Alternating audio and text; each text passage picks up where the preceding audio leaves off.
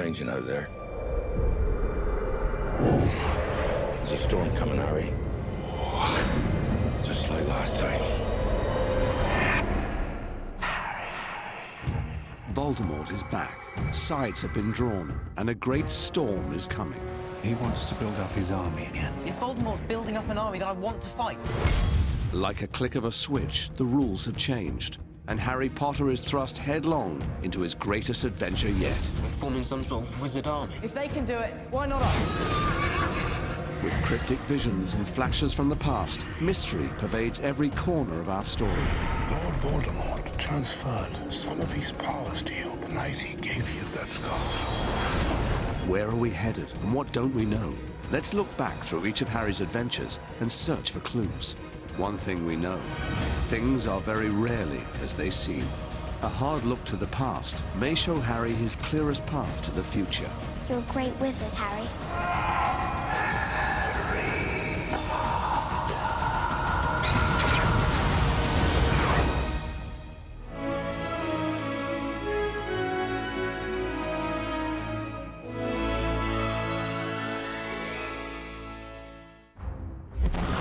You have been told that a certain dark wizard is at large once again.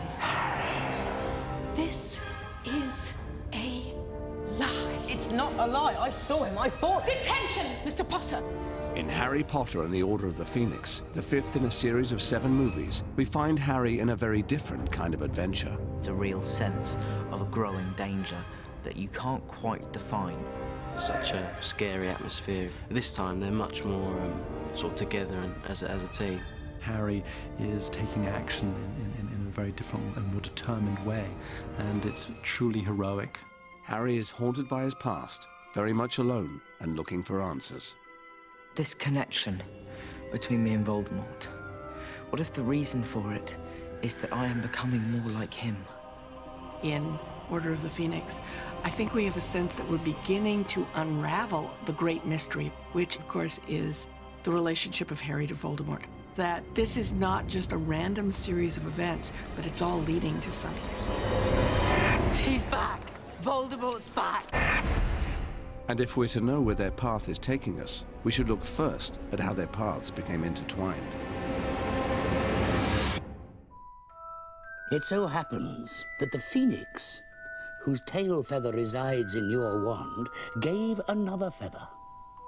Just one other.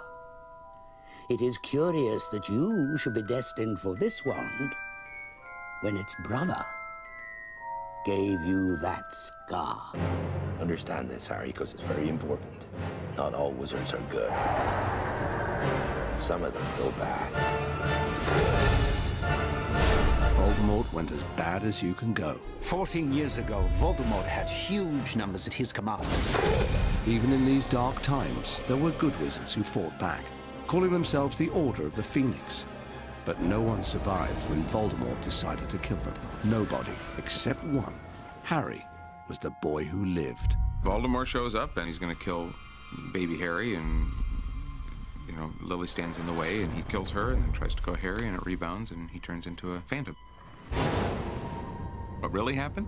What would drive Voldemort to seek out baby Harry? And how could a mere child reverse his powerful magic? Was there someone else in the room?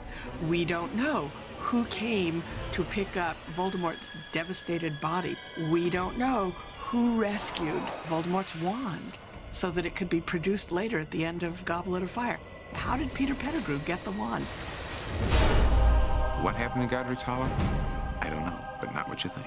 For 14 years, Voldemort sought his return to human form. And then, with a drop of Harry's blood, he was back. This is a psychological drama as much as it is, wands and wizards blasting one another. It's all about Harry's identity taking shape. Voldemort is back, and now Harry has to confront his shadow. Voldemort is getting stronger and stronger, and he's recruiting. Harry's attacked by Dementors in Little Whinging. What is that about? Whatever happens, don't leave the house. Things are starting to break down. Basically, all the rules get thrown out. Everything that we think we know goes out the window. A lot of people don't want to accept that he's back. The evidence that the Dark Lord has returned is incontrovertible. He stopped magic. State of denial is common to all of us, isn't it? Harry is brought to court with all the other wizards and judges and members of the Ministry of Magic. And he has to go on trial for using underage magic. Charges? The charges against the accused are as follows. He's being vilified by the Ministry of Magic. And they're terrified that he's made this story up about Voldemort coming back. They're convinced, actually, that he's lying. I'm not lying. There were two of them, and if I hadn't... Enough. I'm sorry to interrupt what I'm sure would have been a very well-rehearsed story. In Ministry's opinion, he is in there to be found guilty and nothing else. After everything that Harry's been through, you know, he watched someone die in front of him, he almost got killed, and to be told that he's making it up is... I'd be pretty angry. The Daily Prophet's been saying a lot of things about you, Harry, and about Dumbledore as well. I'll have a go at anyone that calls me a liar. It just must be unbearable, you just must feel so alone. But Harry is anything but alone. Harry's scar is no mere cut. A mark like that comes only from being touched by a curse. It is a direct line to its maker. Your scar is legend, as of course is the wizard who gave it to you.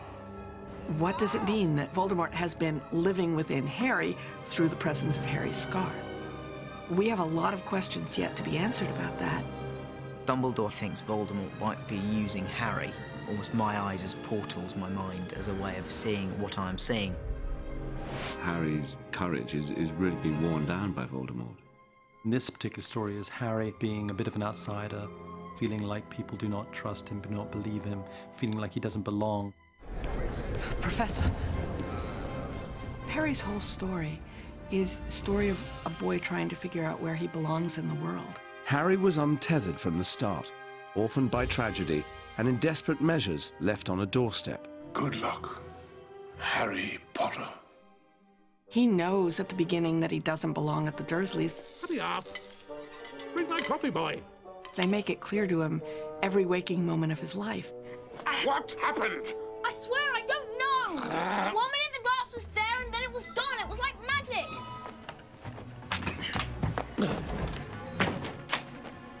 There's no such thing as magic. Make a wish, Harry.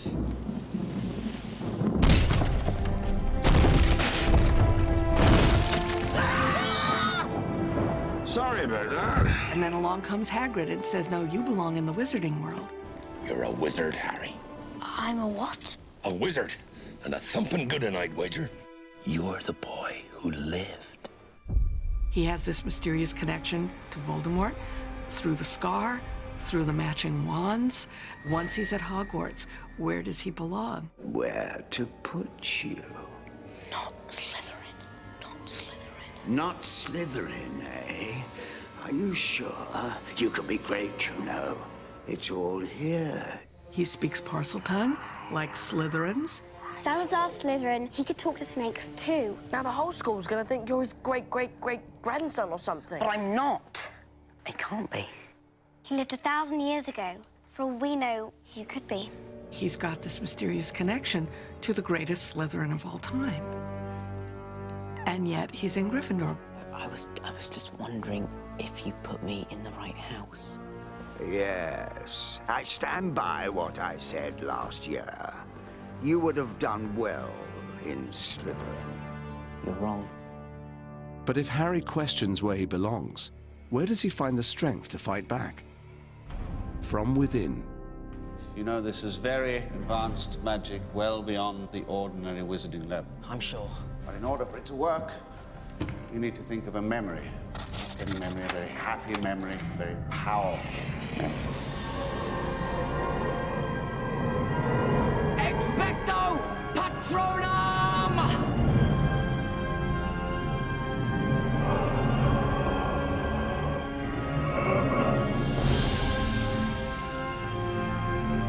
I was thinking of him. And Mum. Seeing their faces. They were talking to me. Just talking. That's the memory I chose.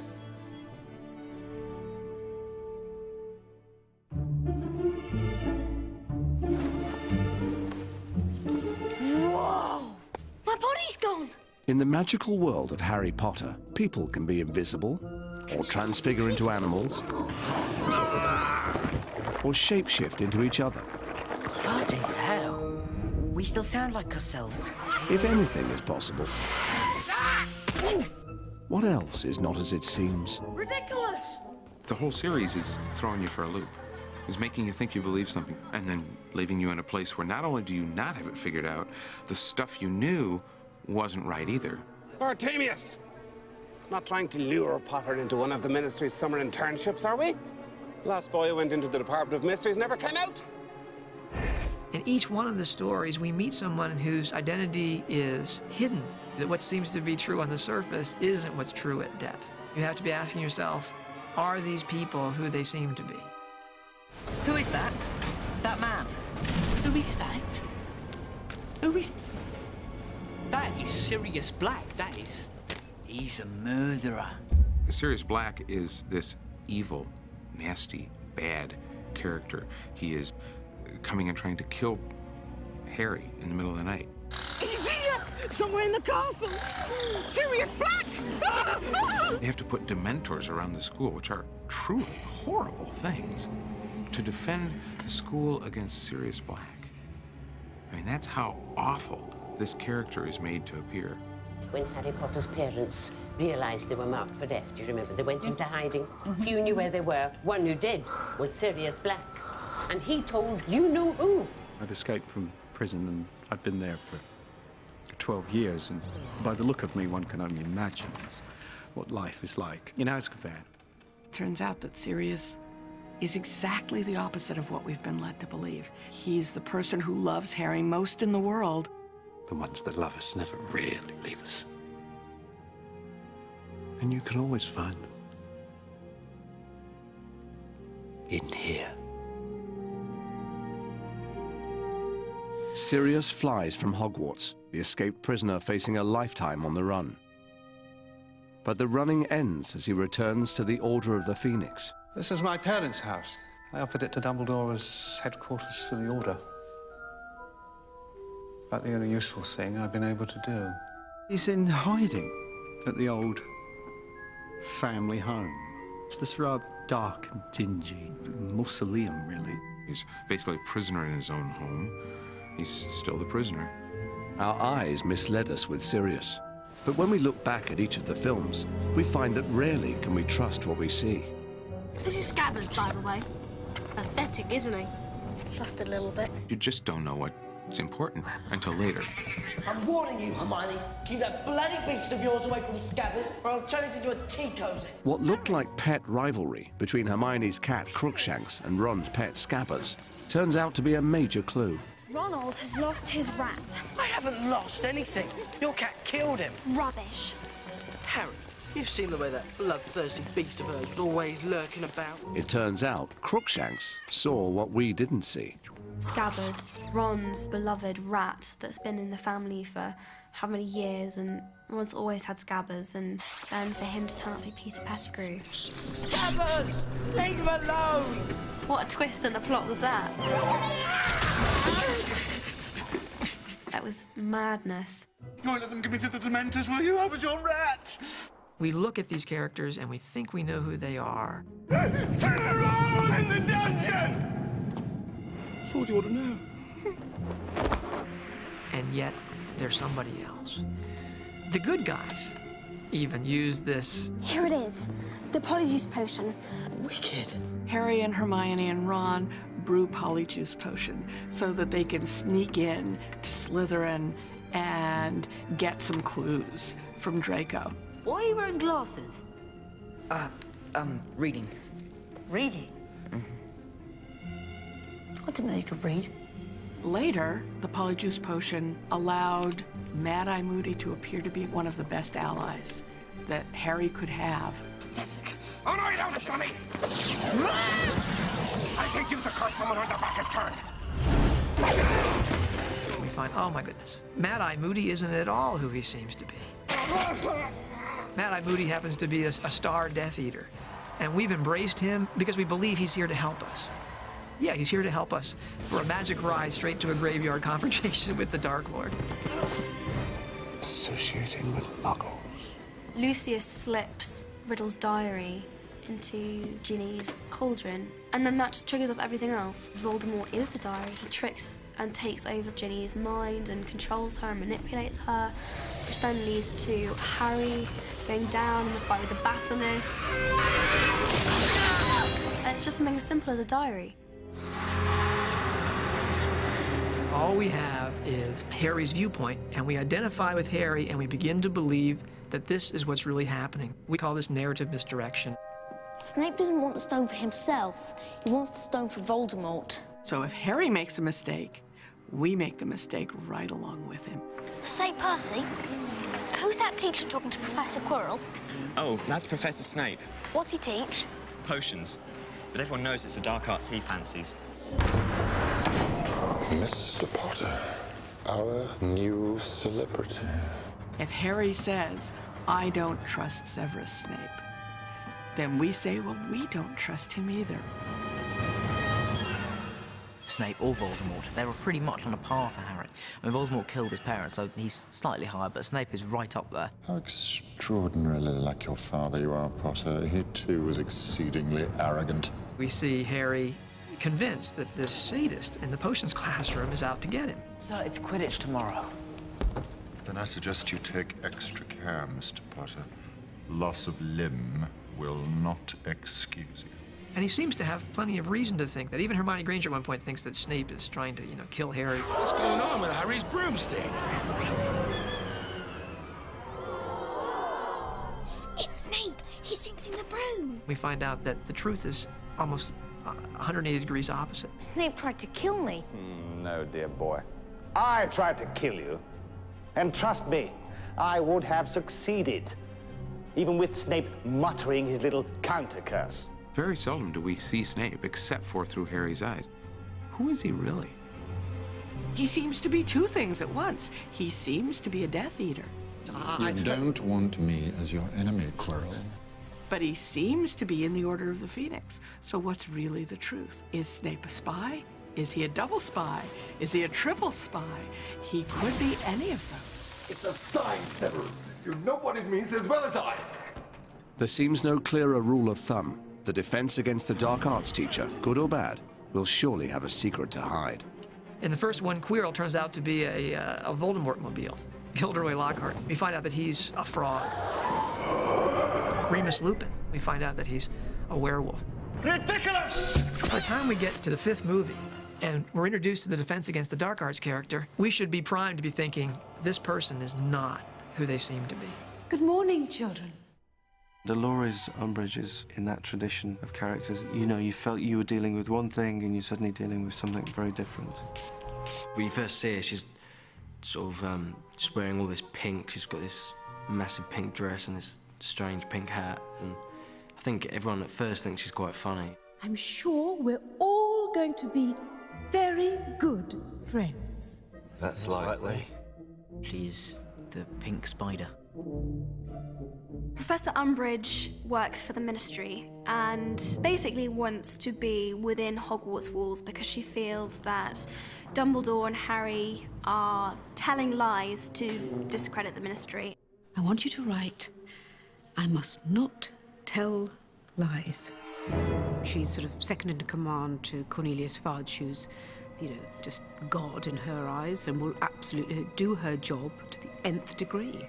There's actually a really dark and damaged side to her. She is a complete megalomaniac who needs to be absolutely in control all the time. And if she's not in control, she becomes dangerous. Anything that veers from her view of the way things should be has no hope. Nothing will stand in her way. And Imelda plays that with a smile. She's so dedicated to helping these children to see the light. Or to see the pink, I think. I see her as a genetic splice between Doris Day and Freddy Krueger. She doesn't want them to be doing any spells. Wands away. There'll be no need to talk.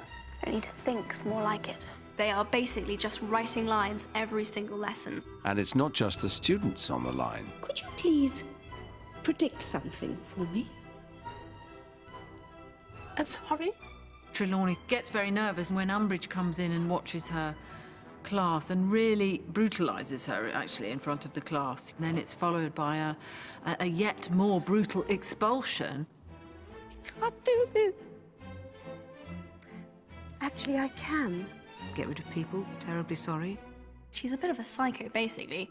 As I told you once before, Mr. Potter, naughty children deserve to be punished. And of course, Fred and George don't like that. They can see what she is for real. No one's sticking up to her, so I think it's about time to. And they've just always wanted an excuse just to tell the school exactly what they think, what they can do with their lessons now. Yeah. Ready when you are! Woo! Sort of exciting, isn't it? Breaking the rules.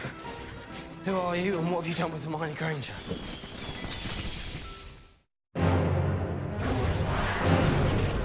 In Harry Potter and the Order of the Phoenix, a mysterious link to Voldemort weighs heavily on Harry. Haven't you always wondered what was the connection between you and the Dark Lord? Harry's obviously got that potential for evil inside him. Shut up! Shut up! That's sort of always been the worry for Harry, because ever since the first film when the Hat said, "You should be in Slytherin." So the Sorting Hat was right. I should be in Slytherin. Why then did the Sorting Hat place you in Gryffindor? Because I asked it to. Exactly, Harry, exactly. It is not our abilities that show what we truly are. It is our choices. He doesn't even quite realize it, that really his choice is what is his strength. Why suffer an horrific death when you can join me and live? Never! It's more just being brave enough to realise and make the right decisions.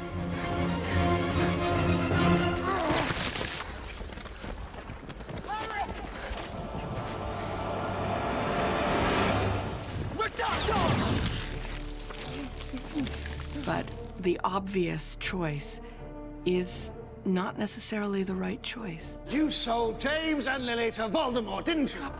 The Dark Lord, you've no idea the weapons he possesses. Such obscenities. What would you have done? I would have died!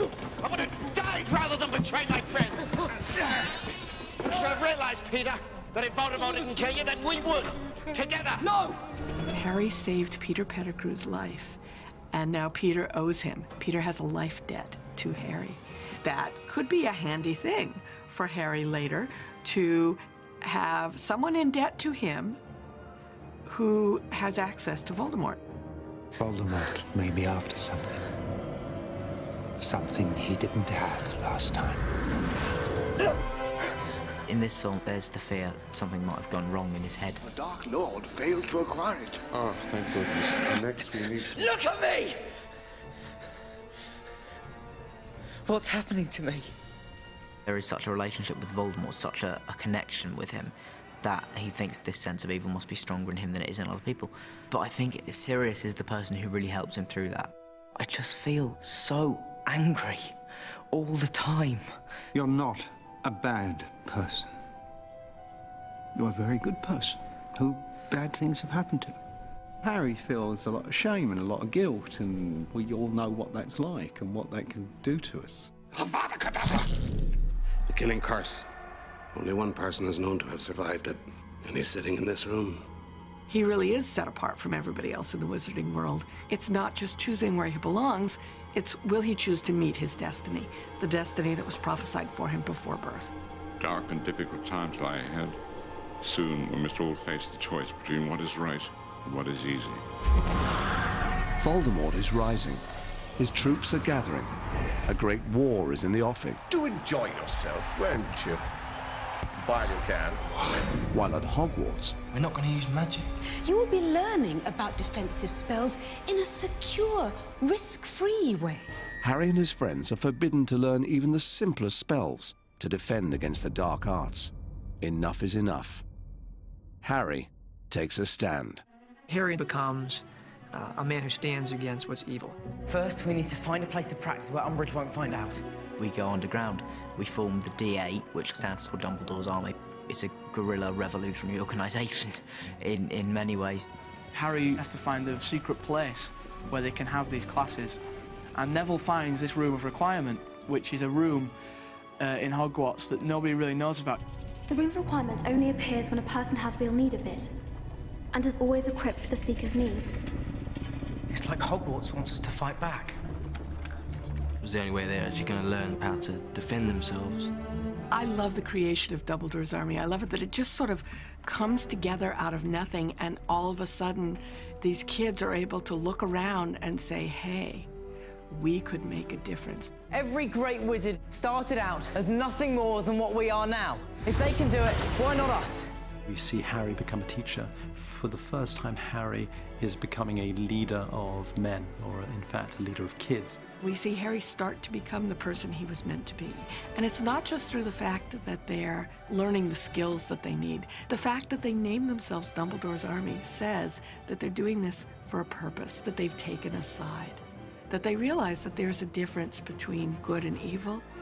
Expecto Patronus! Harry teaches them to do a Patronus. A full-bodied Patronus is the most difficult to produce. Back in the third one, Lupin didn't think anybody Harry's age could do that. And Harry's teaching kids to do that. We see our kids use magic in a way that we've never seen them use it before. We're going to make them proud, Neville. That's a promise. He's not going to have to do it alone. He has allies. You see Harry, Hermione, and Ron totally united and really, really there for each other in a big way, and their friendship and strength of their friendship attracts everyone else. Harry does belong, and not only does he belong, but he has people who are willing to follow him. Even though we've got a fight ahead of us, we've got one thing that Voldemort doesn't have. Something worth fighting for.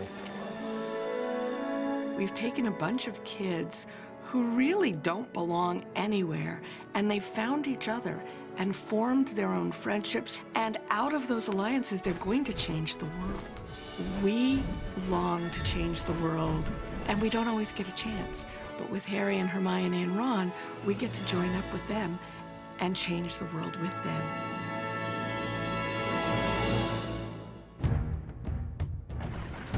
In Harry Potter and the Order of the Phoenix, we find that characters are often not as they seem, but also sometimes not as they have been judged. It's one of Joe's perennial themes, really, that you can't judge a book by its cover. Sometimes things that feel familiar and lovely can have a dark underside. Are you going to kill me, Harry? And things that are horrible and that you judge quickly, there can be something more to them. It's easy to just dismiss someone as being not liking them or whatever, but actually giving someone a chance, Hey, Potter. despite how you might at first dislike them, can be very, very difficult. Especially for someone like Harry, who I think is quite instinctual. How are you? Spectacular. Now, Harry, he's a good kid. He's got a good heart. He wants to make the right choices. He always wants to serve his friends. He never takes the easy way out. He's always looking to do the right thing. But he has some blinders on. What's the matter, Potter? Bit beyond your reach? When he meets someone, it'll be pretty instant whether he likes them or not. The lessons that he's learned generally over these films is that you can't ever assume something about a person. And in first place, Slytherin House. He really is convinced that anybody that has anything to do with the Slytherin house is a bad guy. He's had his bad experiences with Draco. I don't give a damn what your father thinks, Malfoy. No. He's vile and cruel, and you're just pathetic. Harry has this built-in hatred of Slytherin, which is beyond any reasonable hatred. He simply does not talk to someone because they're Slytherin. They're enemies automatically. Who do we know who thinks all Muggle-borns are scum? But Malfoy, the heir of Slytherin. Well, maybe Ron's right, Hermione. I mean, look at his family.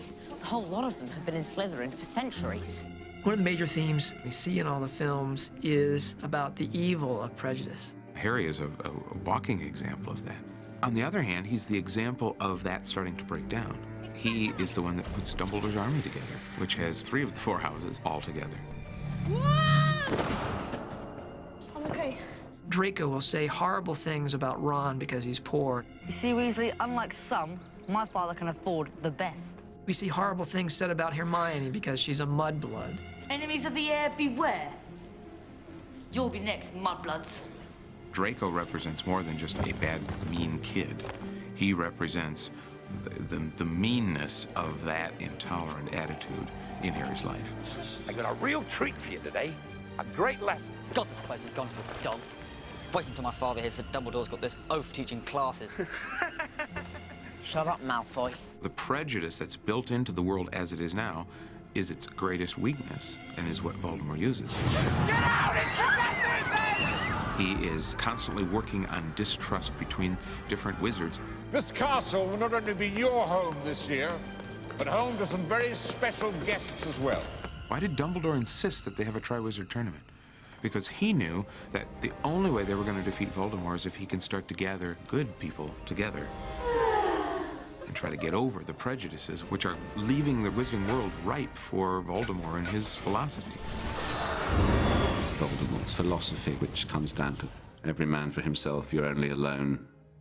Love is an irrelevance. Should I divulge how I truly lost my powers? It was love. But no matter, things have changed.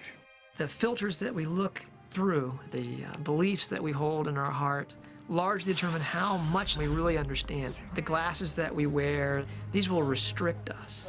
Hey, read the badge part. Could I have a word? Maybe the big problems that they have to overcome in order to eventually have a victory over Voldemort is a victory over their own prejudices. And I know people have taken that idea and said, well, then somewhere along the line, there's got to be a reconciliation between Draco and Harry. And though the wizarding world is a place where the oddest and quirkiest misfits find a home, even here, there are some that seem to be rejected by all. Everyone says Luna Lovegood. One of the wonderful Ravenclaw characters, Luna Lovegood, is chastised as being loony. Luna Lovegood is very eccentric, and she believes in all these creatures like Nargles that don't exist, but she's convinced they are. And all the kids kind of give her a wide berth because she's completely off the wall. The closer you get to her, though, you suddenly start to appreciate that she's actually talking a lot of sense. She is a glorious spirit, very comfortable with who she is, very much inhabits her own world. She's comfortable being on her own and dreaming. She kind of floats along through life. Everyone thinks she's a bit silly, but she's not. She's really clever. Well, if I were you-know-who, I'd want you to feel cut off from everyone else. Because if it's just you alone, you're not as much of a threat. She's, in a way, the most perceptive of the characters. She sees things that nobody else can see. If you take in the prejudice of the world against her, you'll miss out on all those things. She's lost one of her parents.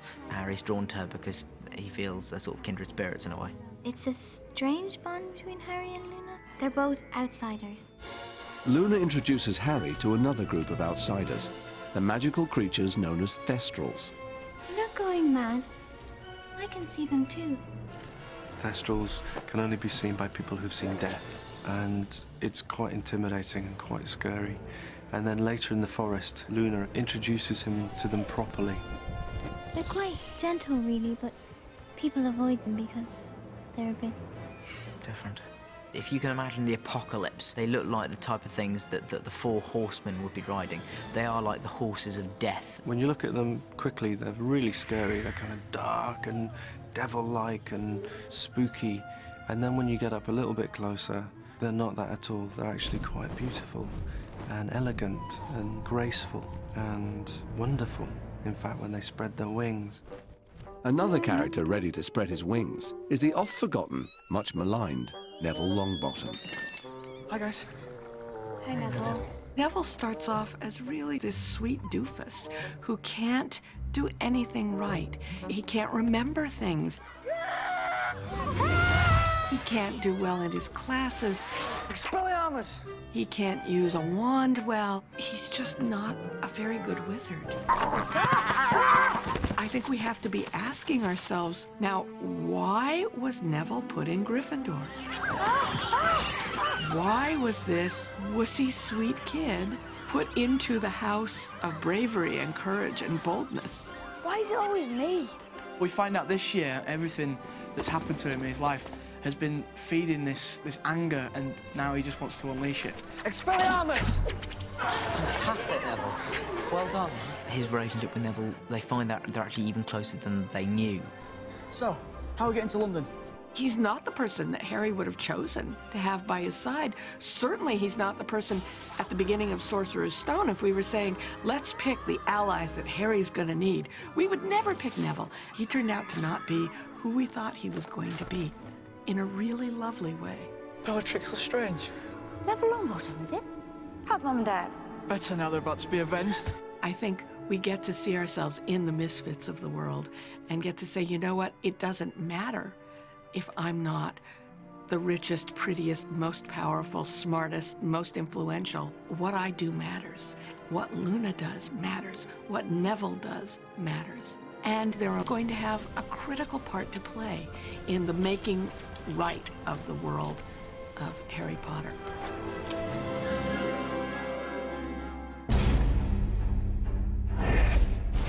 Voldemort wants to build up his army.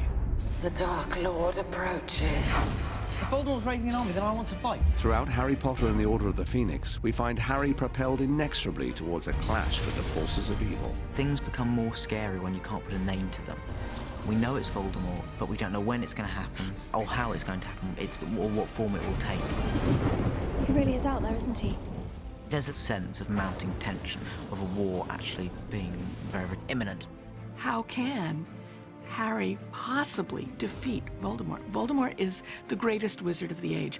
Dumbledore says Voldemort knows magic that he doesn't know. Harry's in big trouble. And you just know that when it comes down to some final confrontation at some point, it's not going to be because Harry's good at Quidditch. I mean, that got him a dragon egg. But that's not going to beat Voldemort. At some point, it's got to be something in Harry himself. Dear Mr. Potter, you are hereby expelled from Hogwarts. In Harry Potter and the Order of the Phoenix, we find Harry stripped of the things he values most. He's lost respect within the wizarding world. He's lost respect within Hogwarts. Professor Dumbledore. His reliance on Dumbledore, all these things are ripped out of his life. What's left is Harry's infallible instinct for good. He perceives things the others don't see, and he makes the bold move. He has the saving person thing. He identifies with others, and he's going to do the courageous thing. He doesn't try to be the hero, but he feels he needs to do something. And importantly, Harry doesn't need to go through it alone. You're seeing Harry go through this, and you're seeing his friends stick with him. Harry! And you see, that's a key thing, especially maybe nowadays when we've got a world where evil seems very real. We've got to be able to defend ourselves. And kids see Harry and Ron and Hermione stand there and say, no, I'm not going to take this. I can fight back. They're going to take the stand. Get behind me! And where they take a stand, there's no turning back. We have the mother of all battles, their battle for the soul of Harry. It's very powerful, it's very exciting, it's very dramatic, and yes, it's spectacular, but it's rooted in emotion. The battle lines are drawn. While Harry's been struggling at Hogwarts, Voldemort's been busy rallying his troops. Lucius's mask has gone forever. There's no pretending to anybody whose side he's on. And this is to the death. Give me the prophecy now, or watch your friends die. Lucius gets nastier and nastier, so it's kid gloves off this time, and I'm about as unpleasant as I'm likely to get. Why did Voldemort need me to come and get this? You dare speak his name? You filthy old blood! Bellatrix Lestrange, played by Helena Bonham Carter, and who's this really eccentric, dangerous witch, mad woman, spent years and years in Azkaban. She's gone really fruity and crazy, and she comes out and she likes torturing wizards. She is a sadist, and she does get joy out of causing pain, and the Crucio curse is one that she just loves. I was really keen that we never took a straight line with Bellatrix, and so Helena's did some really crazy stuff. Because she's in prison for 14 years, there's a dilapidated quality to her. She was once intensely glamorous and very beautiful, but is sort of gone to seed. On the side of good is a ragtag bunch of wizards, the Order of the Phoenix. I wanted you to have this. Original Order of the Phoenix. The Order of the Phoenix is an organisation which Dumbledore set up 16 years ago and had the task of defending the world against Voldemort, and got incredible sort of emotional value for Harry, I think, because both his parents were members. It's your turn now. At the heart of the Order is Harry's godfather, Sirius Black. Sirius, he's a little bit reckless. What's life without a little risk? Likes to live dangerously. With Mad-Eye Moody. Moody is slightly mad, but it's but at the same time he does feel evil very clearly. Not here, Nymphadora. Don't call me Nymphadora. And a new recruit, an irrepressible young witch, Nymphadora Tonks. She's the youngest person in the Order of the Phoenix, but she's very, very good at spells. I mean, she's very good. When at last the tension explodes, the mysteries unravel deep in the Ministry of Magic. We have a big wand battle, and we've not seen that happen before. Rictus Emperor! We've seen people training with wands at Hogwarts. We've seen Voldemort and Harry at the end of number 4, but this is the time that you get to see some Olympic-level ninja wandage. David Yates did say, when the Order of the Phoenix battle the Death Eaters, I want it to be like nothing anyone has ever seen on screen before. I don't want it to be neat. I want it to be messy and anarchic and quite violent. There's an art to selling a good fight. Making it look real, of course, and truly angry and aggressive, but also shaping it, a good fight. You know, it has its own story. Don't fight him, Harry. You can't win. More than just a spectacular fight, this is a battle for Harry's soul that neither he nor Voldemort can afford to lose. What was really impressive was that David Yates, I think, and Dan had worked together to really bring out the inner battle that's going on in Harry, the inner war of uncertainty. You will lose everything. Voldemort may have the followers and may have the power and weapons, but ultimately he will never have what Harry has, which is the people who surround Harry. Whatever happens, they will stand by each other. Harry has that one thing that Voldemort doesn't have. Love. Perhaps love is Harry's most powerful spell. For the boy who didn't know where he belonged, we find him surrounded by friends who will stand by him at any cost, unconditionally. It's about friendship and loyalty and everyone coming together. You'll be okay, Harry. You're a great wizard. Not as good as you.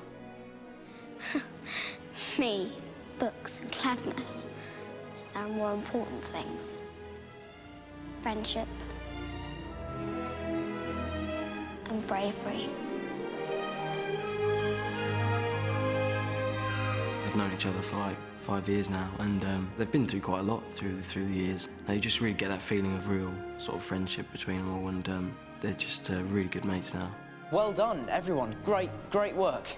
He is a hero, and he is a really good person. When he's caring for a large group of people, that's him at his most comfortable. The stakes are higher for Harry, the mysteries ever deeper. But through it all, he knows that he has an army of friends in his corner, and together they'll rise to the challenge. They always do. You won't last 2 seconds if he invades your mind. I'm not weak! Then prove it. Let us hope Mr. Potter will always be around to save the day. Don't worry. I will be.